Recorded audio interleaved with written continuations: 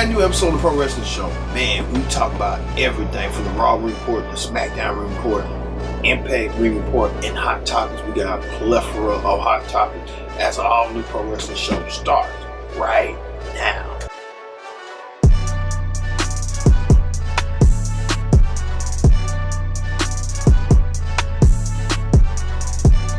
Hello everyone, welcome to the Pro Wrestling Show. I'm your host as always, Kenny Dix. Glad you can join us here on the PSW. Use the hashtag PSW right over here where we're at Connect TV. Glad you can join us. Let's get started with the Raw Ring Report. Alright, on the Raw Ring Report this week, man oh man, we come out from the fallout from Hell in a Cell where Mick Foley was the special guest referee in this Universal Championship match between Brock Lesnar and Roman Reigns and Braun Strowman. The match ended in a no contest due to the interference of the returning former Universal Champion Brock Lesnar, who made his presence not felt and attacked everybody in sight. Well, it opens the show when Roman Reigns opened the show. You know, one answers about Braun and Brock Lesnar, like he wanted a piece of Brock Lesnar. So Brock, general manager Baron Corbin, acting general manager, and he made a ruling that it's going to be a triple threat match, but it's going to take place at WWE Saudi Arabia event Crown Jewel. It's their second event within this year. First event being the Greatest Royal Rumble. Now the second event is Crown Jewel, and it'll be a triple threat match between Brock Lesnar, Braun Strowman, and Roman Reigns for the Universal Championship. But not so fast until Baron Corbin's surprise announcement was Baron Corbin booked himself in a match against Roman Reigns later for the show for the Universal Championship, which that could be up in jeopardy. So we'll tell you later on who won that matchup. Also, returns and surprises as well on Raw as The Undertaker returned to speak about Triple H and him having their match at Super Showdown coming Saturday, October 6th from Australia, and we'll have to predict the outcome of that incredible card that, you know, was amazing.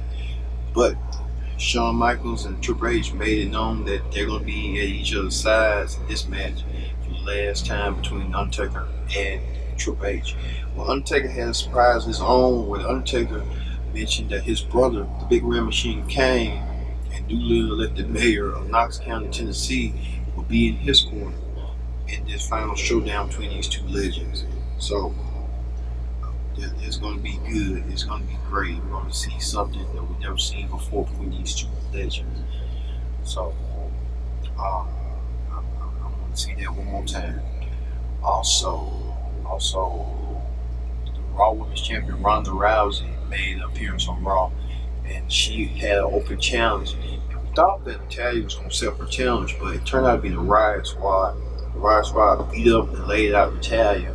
But one of the Riot Squad members tried to get into the championship match and didn't go to a field. Well, the Bella Twins came out and saved the Women's Champion once again, and you got to wonder that this match is Super Showdown between the Bella Twins and Ronda Rousey against the Riot Squad. It's going to lead to something between the Bella Twins and Ronda Rousey. We're going to find out at Super Showdown. And then finally, I can't forget finally. Also, the Intercontinental Championship was online, where the heated battle Dolph Ziggler and Seth Rollins went head toe to toe. The previous night in Hell in a Cell, they climbed that big red cage, and both men fell 15 feet through the air, causing a deep, nasty landing between those two. And Baron Corbin gave Dolph Ziggler a chance to win the Intercontinental Championship easily. Dolph Ziggler was going to win it, but Seth Rollins came out there and defended his championship. So Seth Rollins is still the Intercontinental Champion. Finally, Baron Corbin versus Roman Reigns for the Universal Championship. This match was good to start to finish. Baron Corbin thought he had his eyes at that red world title, but it just didn't turn out Baron Corbin's night. Roman Reigns got the victory over the GM, and Baron Corbin retains his championship. Going forward, and Braun Strowman doing damages. But Super Showdown, it will be the team of Braun Strowman and Dolph Ziggler and Drew McIntyre, the Disguised Terminator, the Raw Tag Team Champions versus Intercontinental Champion Seth Rollins, Dean Ambrose, and Roman Reigns as the Shield. And the 6-man tag team matchup is going to be good. It's going to be the Super Showdown. Going to be the most biggest card in Australia. You see it live exclusive on the WWE Network. All right, that ends the Raw Ring Report. Let's move on to the SmackDown Report. All right, on the SmackDown Report this week, man, SmackDown kicks off with Daniel Bryan and The Miz.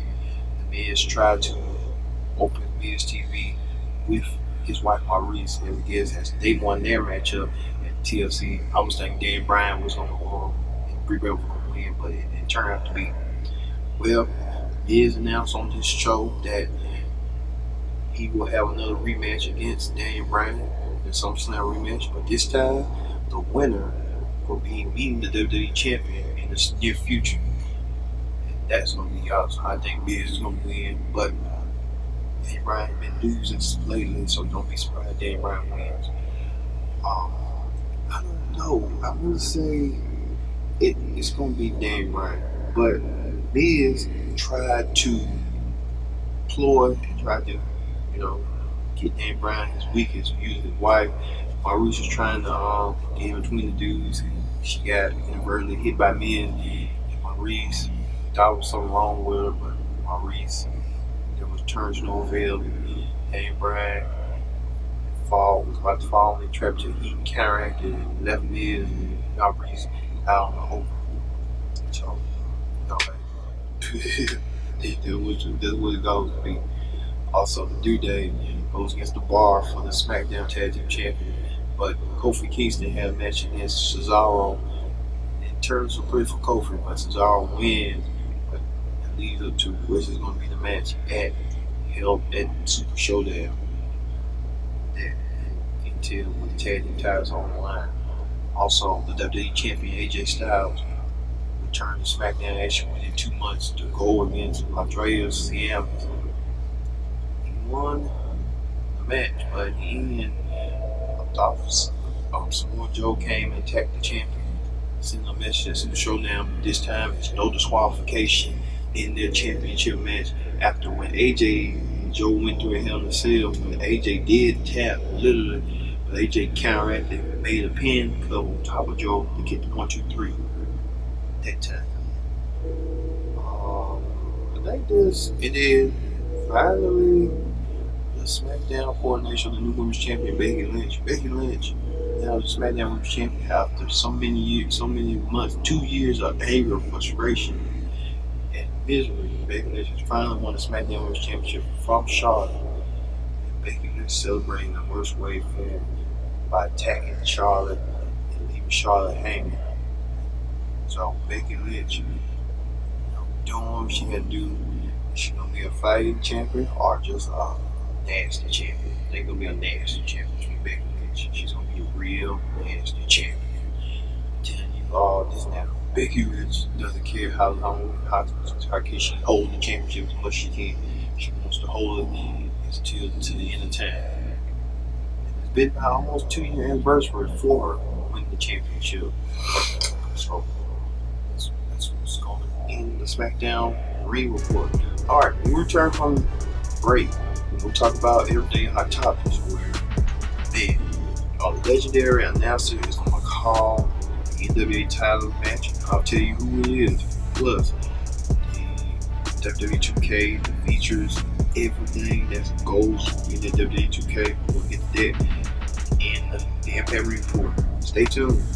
This is Pro Wrestling Show.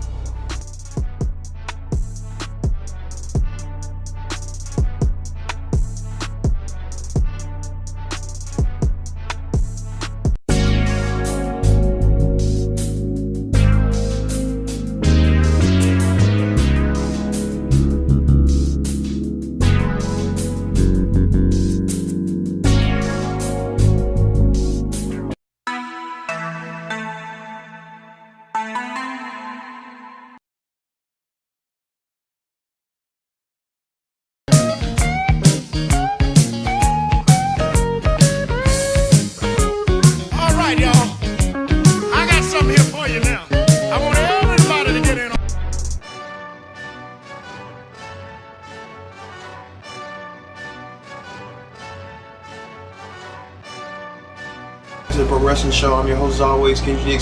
Join in that conversation right now. Use the hashtag PSW. Like, comment, subscribe.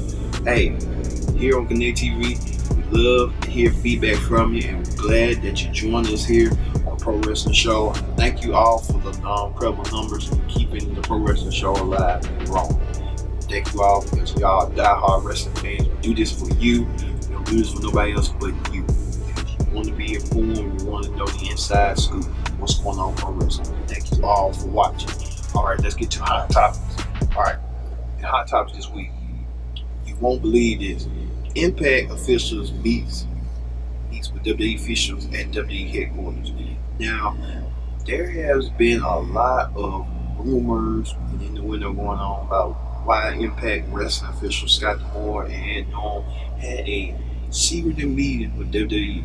Was it because they was thinking about selling their tape library to WWE for the network, or was it a business deal for WWE to get business with Impact since WWE considering next year of raising their tier prices for the network? So they have an Impact as a feature. So we don't know, but there's a lot of insight saying that the reason for the meeting was for WWE to get used footage and stuff.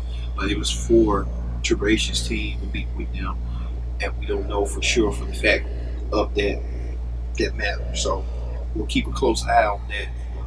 We'll see how they go. Or speaking of making an impact, Madison Rain, who you've been watching now on Mae Young Classic previous weeks, and been an Impact superstar, has decided to put her boots into Ring of Honor. She signed a 1-year deal with the promotion. She made the announcement on Taz podcast, radio.com. So Madison Rain is doing a lot these days. She's making noise. Madison Rain has been having an incredible year this far in wrestling. She competed All In women's 4-way event.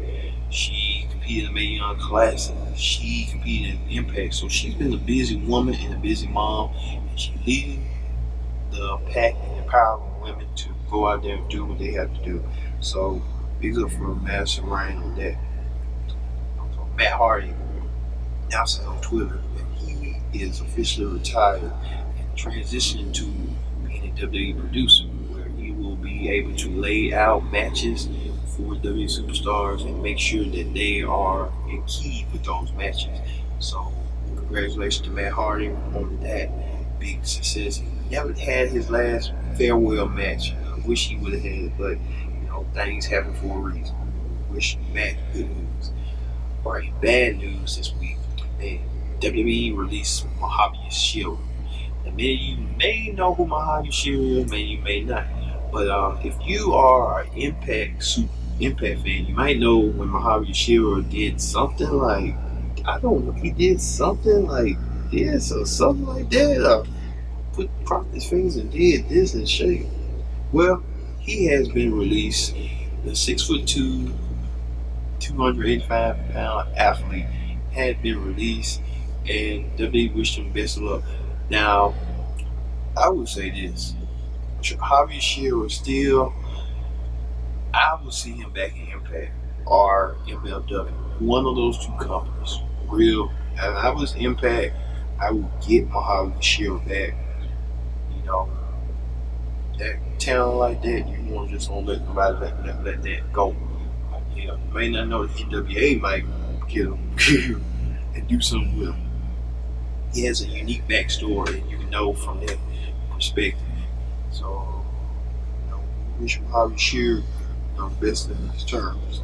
Also, we told you that Impact legend and wrestler James Storm is no longer with MLW. Storm signed a deal with MLW, and now it looked like he rescinded the deal, and he's no longer with MLW Wrestling. After entering a feud with Tom Lawler, what you'll see in a couple of weeks, we spoiled it. Okay? It don't matter. Storm has expressed interest to join WWE, which they really kind of need him. As Bobby Roode is kind of stuck in the tag team with Chad Gable, and I don't think he want to be with Chad Gable, but He's going with the script that's followed. Um, This McMahon bring back beer money. You got one member outside, you got one member inside that needs that little help and that little boost. So I would think that they even probably want to do that. The highest, the best tag team in Impact history, beer money. Sometimes they go out their own accord, their own stick. But James Storm released from MLW. And, he got released earlier this year from Impact. So I don't know what they're doing. Wrestling one thing is so funny. But if I was WWE, I would seriously consider getting James Storm and reuniting Bill Money.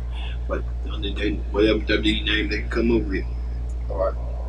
Speaking of that, tag teams who may go to WWE, well, we heard that Pentagon Jr. and Felix were interested in WWE, but on a recent episode of MLW Wrestling Fusion, they announced that room, the elephant in the room, and they ripped the contracts after their former manager, Hunter, was going to give them classes in English, and they just said, "No, we don't stay." So it's still interest, but who knows what the Lucha Brothers, Felix, Pentagon Jr. going to do?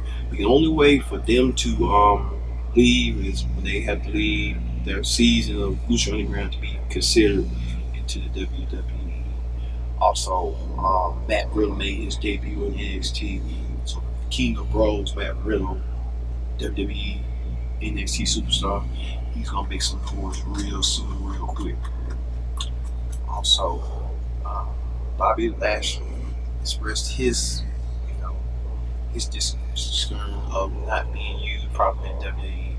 He's frustrated by a lot of rumors, and reportedly, he's frustrated. So, Lashley may not be frustrated for not long when he might be featured now. You saw on Raw earlier this week when him and Leo Rush for the tag team Kevin Owens and Elias. So I don't know what they're gonna do with that. So we'll see on that. But also speaking of Lashley, his mismatched tag team challenge partner Sasha Banks and replaced by Mickie James for this week's episode coming up against Jinder Mahal and Alicia Fox. So that should be a good match. How could you replace them when Alicia Fox and Mickie James are on the same team on Raw with Alexa Bliss? I don't get it. I don't get it. I don't get it. They kind of like playing hot potato. Then you got to also think about Alexa Bliss. She's been replaced by Ember Moon. I don't get it. I really don't get it. I really don't get it. To be replaced by Ember Moon, then team up with Braun Strowman. So who knows? Who knows what's going on with that? All right, they had this interesting meme with Big Papa Pump with his TNA years, where he said something about mathematics. You see right here from the Nike ad with Colin Kaepernick did their ad, so they wanted to use somebody that took it upon themselves to use it with Big Papa Pump.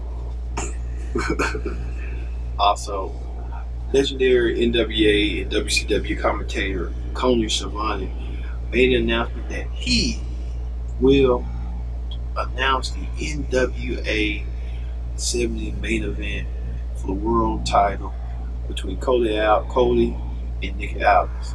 Now, this is a rematch from their previous bout from All In, where it received a tremendous following. Now, my thing was they should have saved that for the main event, but the Young Bucks, Cody probably had to compromise with the Young Bucks, and the Young Bucks told we want to be the main event. Know with that. Alright. WWE 2K19 is slated to release in next month, but people are already playing the game, and they ruin the spoilers, and they already have incredible gameplay, incredible features, incredible resolution. You won't believe it's like state-of-the-art game that you think you realistic. I'll say that it's so realistic.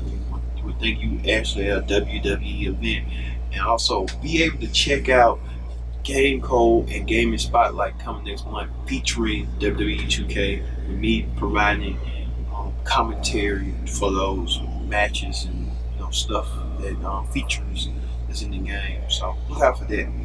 All right, that does it for the hot topics that go to the Impact report. And Impact Wrestling emanated this week from Mexico City, Mexico. First time in a long time that Impact has done so. Impact started out with OVE against a bunch of people that I really don't know, but like a bunch of jobbers. OVE sending a message that they want Lucha Brothers in Cage and they're gonna get them at Bound for Glory. And October will be a busy month for the pro wrestling show as everything's gonna be coming from predicted outcome. Every week gonna be a predicted outcome. That's what we do here on the pro wrestling show. And a lot going on. Even Johnny Impact returned to get his revenge on Austin Aries and boost Killer Cross, who WWE is interested in, but I don't know if Killer Cross had the same thing. I had to see what Killer Cross said. He made mention on a Facebook video, but I don't know what was mentioned. But hey, to each his own. Also, Eddie Edwards returned to get his revenge as well. A lot going on. Even Tessa Blanchard challenging Mexican legend Fatty Apache one-on-one for the Knockouts title next week. Also, Skylar Bordeaux has something in store for Impact. We don't know what it's going to be. But Impact Wrestling is steadily growing after also the main event was Texano versus Austin Aries for the world title. And Texano didn't come out the victor, but he made a strong showing for the world championship. So a lot going on in Impact Wrestling leading up to Bound for Glory, where they'll be in New York City for Mel's Ball. Hey, that makes you wonder, because Impact Wrestling, I would want them to be at the Hammerstone Ball, because them being up there, I seen MLW did it, but they wouldn't be having small, intimate setting in a nightclub.